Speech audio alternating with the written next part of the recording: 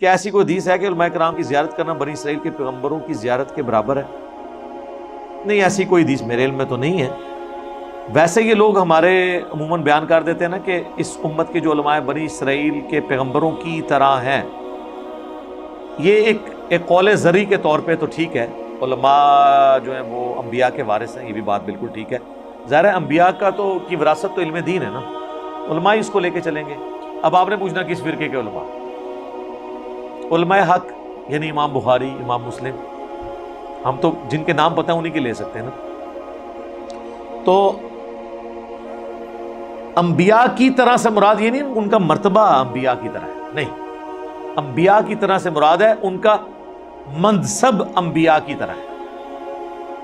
منصب انبیاء کا کیا تھا؟ اللہ کی دعوت۔ تو پوری امت کو کہا گیا کنتم خیر امۃ اخرجت للناس تأمرون بالمعروف وتنہون عن المنکر۔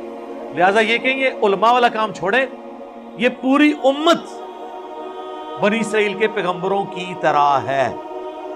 لو جی نویں گل ہے، علماء نہیں سر، پوری امت بنی اسرائیل کے پیغمبروں کی طرح ہے، کیونکہ ان زمانوں میں پیغمبر آگے دعوت کا کام کرتے تھے، اور ختم نبوت کی وجہ سے اللہ تعالیٰ نے وہ پیغمبروں والا کام اس امت کو ٹرانسفر کر دیا۔ اب پیغمبر تو کوئی نہیں آنا، لہذا پوری امت، قرآن میں لکھا ہے پوری امت پیغمبروں والے اس کام کو لے کے چل رہی ہے۔ کی طرح سے مراد یہ ہے، مرتبے کی بات نہیں ہو رہی۔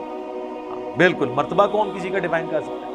باقی زیارتیں کرنے سے کچھ نہیں ہوتا، زیارت کرنے سے اگر کچھ ہوتا نا میرے بھائی، تو سب سے بڑی زیارت تو اللہ کے نبی کی زیارت ہے۔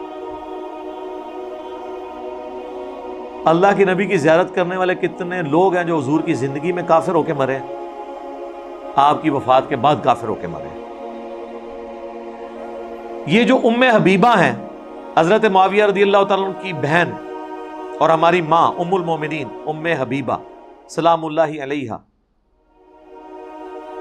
ان کا خامن جو ہے وہ ہجرت حبشہ میں شامل تھا، یعنی سابقون الاولون میں جو ہجرت کر گئے تھے نجاشی کے پاس، وہاں جا کے عیسائی ہو گیا اور عیسائی مرا، عبید اللہ۔ تو وہ تو عیسائی ہو کے مرا ہے، صحابی تھا، حضور کی زندگی میں کافر ہو کے مرا ہے۔ دیکھنے سے نہیں ہوگا، کام کرنے سے فرق پڑتا ہے۔ مسیلمہ کذاب کے ساتھ جو لوگ ملے، منکرین زکوٰۃ ہوئے، یہ کون لوگ تھے جو حضور کی زندگی کے اندر مسلمان تھے؟